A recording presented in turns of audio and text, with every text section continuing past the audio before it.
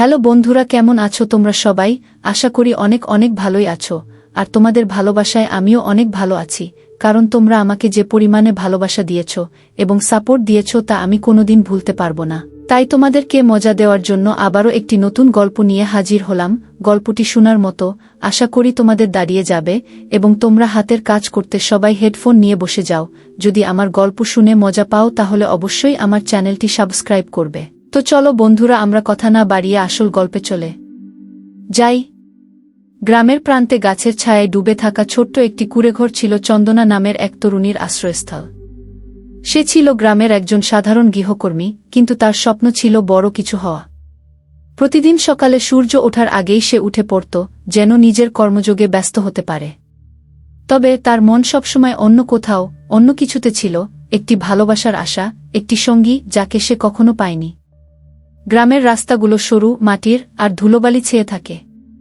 গ্রামের সীমানা পেরিয়ে যাওয়া ছিল একরকম দুঃসাহসিক কাজ, কারণ এই গ্রামে বসবাসকারীদের জীবনের সহজ সরলতা, চিরকালীন পুরনো রীতি এবং অপ্রত্যাশিত সংস্কারের মাঝে আধুনিক চিন্তা আর জীবনযাত্রা প্রবাহিত হতে কঠিন। কিন্তু চন্দনার হৃদয়ে যা কিছু ছিল তা ছিল তার স্বপ্ন আর ভালোবাসার জন্য এক অদৃশ্য আকাঙ্ক্ষা। একদিন গ্রামের কুঞ্জপুরের এক চমকপ্রদ ঘটনা ঘটে যায়। গ্রামের বাইরে এক তরুণ যুবক, নীলু নামে এক ডাক্তার এসে বাস করতে শুরু করে। তার উপস্থিতি সবাইকে অবাক করে দেয়। নীলু এসেছিল এক ভালো উদ্দেশ্যে, গ্রামে স্বাস্থ্যসেবা দেওয়ার জন্য। তার আগমন ছিল একটি পরিবর্তনের প্রতীক, কিন্তু সেই পরিবর্তনকে সব গ্রামবাসী সহজে গ্রহণ করতে পারেনি। চন্দনা যখন প্রথম নীলুকে দেখে, তখন তার মনে একটা অদ্ভুত অনুভূতি জন্ম নেয়। নীলু তার সরল, সোজাসাপটা চেহারা আর আধুনিক জীবনযাত্রার সাথে একেবারেই আলাদা ছিল। তার মাঝে ছিল কিছু একটা যা চন্দনাকে আকর্ষণ করেছিল, যেমন অনেক দিন ধরে সে একটি ভালোবাসার অপেক্ষায় ছিল, আর নীলু যেন সেই ভালোবাসার প্রতীক। একদিন চন্দনা, যার কাজ ছিল ঘরের মেঝে ঝাড়া এবং কাপড় ধোয়া, সেদিন নীলুর বাড়ির দিকে যাচ্ছিল। তার মনে কিছুটা শঙ্কা ছিল, এই শহুরে তরুণের সঙ্গে তার কথা বলার সাহস হবে কিনা। কিন্তু নীলু তাকে দেখেই একটা মিষ্টি হাসি দিয়ে বলল, তুমি কি আমার কাপড়গুলো ধুয়ে দিতে পারবে? চন্দনার মনটা থেমে গিয়েছিল কিছু মুহূর্তের জন্য। প্রথমবারের মতো কেউ তাকে এমন ভেবে বলেছিল। গ্রামেও কখনো এমন সম্মান তাকে দেওয়া হয়নি। চন্দনা কাঁপা কাঁপা কণ্ঠে বলল, হ্যাঁ, আমি ধুয়ে দেব। তবে চন্দনার মনে নানা দ্বন্দ্ব ছিল। গ্রামের সামাজিক রীতি অনুযায়ী তার মতো একজন গৃহকর্মীর সঙ্গে একজন ডাক্তার বা উচ্চবিত্তের সম্পর্ক হওয়া ছিল কঠিন। গ্রামে এমন সম্পর্কের কোনো জায়গা ছিল না। গ্রামের মানুষের দৃষ্টি আর তাদের ভাবনা তাকে ঘিরে এক ধরনের শঙ্কা তৈরি করেছিল। নীলু পরদিন আবার চন্দনাকে ডাকে। এবার সে তার ঘরে আসার জন্য অনুরোধ করে। চন্দনা খানিকটা অস্বস্তি অনুভব করলেও একটি মধুর সম্ভাবনা অনুভব করে। তুমি কি সত্যি আসবে? নীলু জিজ্ঞেস করে, তার চোখে এক ধরনের উদ্দীপনা ছিল। আমি আসব, তবে কিছুদিন পরে। চন্দনা নিজের মনকে শান্ত করে উত্তর দেয়। সে জানত তার এই সিদ্ধান্ত গ্রামে কতটা জটিলতা সৃষ্টি করতে পারে। পরদিন চন্দনা যখন নীলুর ঘরে পৌঁছায়, তখন তার মন এক অদ্ভুত অনুভূতিতে বুঁদ হয়েছিল। নীলু তার কাছে বসে তাকে কিছু বই দেখাতে শুরু করে। বইগুলো ছিল আধুনিক চিকিৎসা সম্পর্কিত, কিন্তু চন্দনার মনে হচ্ছিল যে এসব বইয়ের পাতায় নীলুর সঙ্গে তার জীবনের কিছু পৃষ্ঠা খোলার সময় এসেছে। তুমি কি এইসব পড়তে পছন্দ করো? নীলু হালকা ভাবে জিজ্ঞেস করে। না, আমি কখনো পড়িনি। তবে আমি চাই একদিন আমি এসব বই পড়তে শিখব। নীলু হাসল, তাহলে শিখতে হবে। আমি তোমাকে সাহায্য করতে পারি। চন্দনা ও নীলুর সম্পর্ক এখানে নতুন মাত্রা নিতে শুরু করে। প্রথমে তা ছিল শুধু সাধারণ বন্ধুতা, কিন্তু ধীরে ধীরে চন্দনার মনে আসছিল যে নীলুর প্রতি তার অনুভূতি কিছুটা বেশি। কিন্তু গ্রামে তার মতো একজন গৃহকর্মী, যারা সামাজিকভাবে অপরাধবোধে জর্জরিত, তাদের জন্য এই ধরনের সম্পর্কের পথে অনেক বাধা ছিল। গ্রামের লোকেরা কি বলবে? পরিবার কি বলবে? সমাজের ধারা কি এটাকে মেনে নেবে? এসব প্রশ্ন চন্দনার মনে ঘুরপাক খাচ্ছিল। এখন এক নতুন চ্যালেঞ্জ সামনে দাঁড়িয়েছিল। চন্দনা জানত তার ও নীলুর সম্পর্ক শুধু ভালোবাসার সম্পর্ক না, বরং সমাজের আড়ালে থাকা বদ্ধমূল ধারণা এবং পরস্পরের প্রতি ভালোবাসার জয়লাভের এক বড় যুদ্ধ হবে। এভাবেই শুরু হল চন্দনা আর নীলুর সম্পর্কের এক যাত্রা, যেখানে ছিল সবার অশুভ দৃষ্টিভঙ্গি, সামাজিক বাধা এবং নানান সংগ্রাম। কিন্তু তারা জানত, প্রেম যেখানে আছে সচ্চিদানন্দ, সেখানে কোনো বাধাই অতিক্রম করা অসম্ভব নয়। চন্দনা আর নীলুর সম্পর্কের যাত্রা শুরু হওয়ার পরে তাদের মাঝে যে অনুভূতিগুলো জন্ম নিতে শুরু করেছিল তা ছিল এক নতুন দৃষ্টিভঙ্গি এবং আস্থা। কিন্তু গ্রামে আস্তে আস্তে ছড়িয়ে পড়ছিল তাদের সম্পর্কের খবর। প্রথমে তো কেউ তা তেমন গুরুত্ব দেয়নি, কিন্তু ধীরে ধীরে নানা মুখে গুজব ছড়িয়ে পড়ল, আর এসব গ্রামবাসীদের মনে এক ধরনের সন্দেহ আর অস্বস্তি সৃষ্টি করল। গ্রামে প্রচলিত ছিল নানা নিয়মকানুন যা কোনোভাবেই ভাঙা যেত না। বিশেষ করে একজন গৃহকর্মী এবং একজন উচ্চবিত্ত ব্যক্তির মধ্যে সম্পর্ক, তা হতে পারে যতই সাদা সুতরাং প্রেমী হোক, সামাজিকভাবে গ্রহণযোগ্য ছিল না। মানুষের মধ্যে বিদ্বেষ, কুসংস্কার আর সংস্কারের বলয় তৈরি হয়ে গিয়েছিল। সেসব নিয়মের বিরুদ্ধে যাওয়ার মানে ছিল সমাজের চোখে পতিত হওয়া, এবং চন্দনা খুব ভালো করে জানত সে যদি এইসব বাধা অতিক্রম করার সাহস না দেখায় তবে নীলুর সঙ্গে তার সম্পর্কের ভবিষ্যৎ অন্ধকার হয়ে যাবে। একদিন সন্ধ্যায় চন্দনা ঘরের কাজে ব্যস্ত ছিল, এমন সময় তার মা এসে বললেন, তুমি কি জানো নীলু কি গ্রামে থাকতে এসেছে? ওর সঙ্গেও তোমার সম্পর্ক থাকতে পারে না। চন্দনা কিছু না বলে মায়ের দিকে তাকিয়ে রইল। মা জানতেন তার মনের অবস্থা, কিন্তু গ্রামবাসীদের চোখে নকল সমাজের ধারণা থেকে বের হওয়া এত সহজ ছিল না।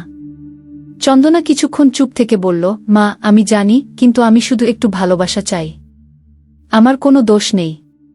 মা স্নেহভরে তার মাথায় হাত দিয়ে বললেন, তুমি কি জানো যদি এই সম্পর্ক প্রকাশ্যে আসে তো আমাদের জীবনটা কিভাবে বদলে যাবে? আমরা গরিব মানুষ, আমাদের খ্যাতি থাকলে হয়, কিন্তু যদি তুমি এসব জড়িয়ে পড়ো তো সব কিছু শেষ হয়ে যাবে। চন্দনা মুখটা নামিয়ে রাখল। সে জানত তার পরিবার এবং গ্রামবাসীদের জন্য কতটা কষ্টকর হতে পারে এমন একটি সম্পর্ক, কিন্তু তবুও তার মন কিছুতেই নীলুর প্রতি আকৃষ্ট হতে থাকল। নীলু ছিল তার জীবনের এক অদৃশ্য ছায়া, যার সঙ্গে থাকার জন্য সবকিছু ঝুঁকি নিয়ে ফেলতে ইচ্ছুক ছিল। নীলু তার দায়িত্ব পালন করতে গ্রামে স্বাস্থ্যসেবা প্রদানের কাজ করছিল, তবে যখন সে চন্দনাকে দেখত তখন তার মনে এক ধরনের প্রশান্তি অনুভব করত। তার হৃদয় চন্দনার প্রতি ভালোবাসায় পূর্ণ হয়ে উঠছিল। একদিন চন্দনা যখন তার বাড়িতে গিয়েছিল, নীলু তাকে বলল, চন্দনা, আমি জানি আমাদের সম্পর্ক খুব সহজ নয়, কিন্তু আমি তোমার পাশে থাকব, যতই কঠিন হোক না কেন। চন্দনা নীলুর দিকে তাকিয়ে বলল, তুমি জানো আমাদের ভালোবাসা অনেকের জন্য অস্বস্তি হতে পারে, তবে আমি তোমার সঙ্গে আছি। আমি জানি আমাদের সম্পর্কের জন্য অনেক বাধা আসবে, কিন্তু আমি ভয় পাই না। তাদের মাঝে এই কথোপকথন চলাকালীন গ্রামবাসীদের মধ্যে কিছু লোক তাদের সম্পর্ক নিয়ে গুজব ছড়িয়ে দেয়। প্রথমে তা ছিল ছোট ছোট কথা, কিন্তু পরে সেটি আরও বড় হয়ে ওঠে।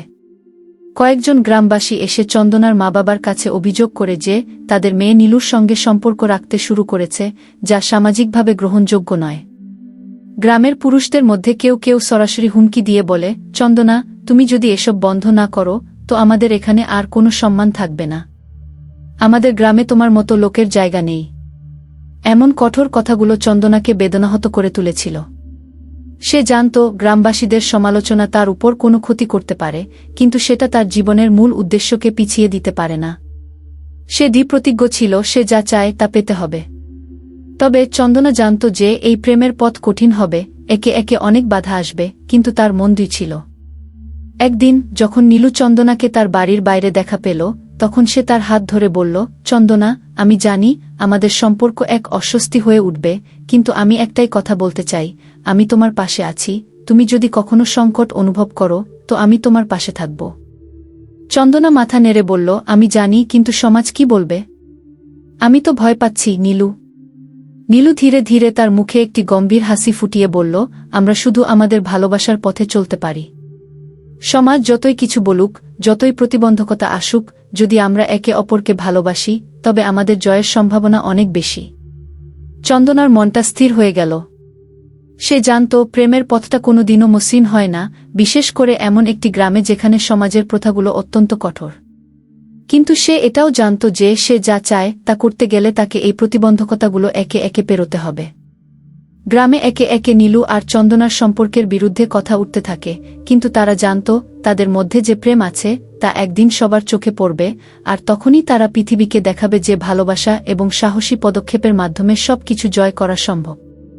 অথচ এমন পরিস্থিতিতে তাদের সম্পর্কের ভবিষ্যৎ উন্মোচিত ছিল শুধু সংগ্রামের পথে, একটি চ্যালেঞ্জিং, কঠিন, কিন্তু এক অসীম সম্ভাবনাময় যাত্রা।